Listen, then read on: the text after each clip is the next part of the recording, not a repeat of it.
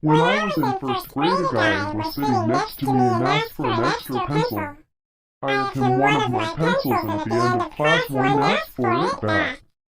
He said no, so I reached for it and he bit my hand.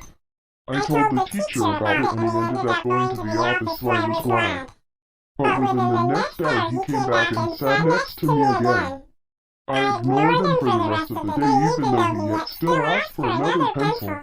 It doesn't stop there. In second grade the same guy put glue on my chair. I ended up catching it before sitting the both me and him went to the principal's office. I almost got blamed for framing him. Luckily he confessed and got in trouble. This guy was in my class for the next 6 years. I won't go into detail, but police were called a couple times, and no, he never stopped making jokes and he didn't even show up to graduation. I am not complaining though.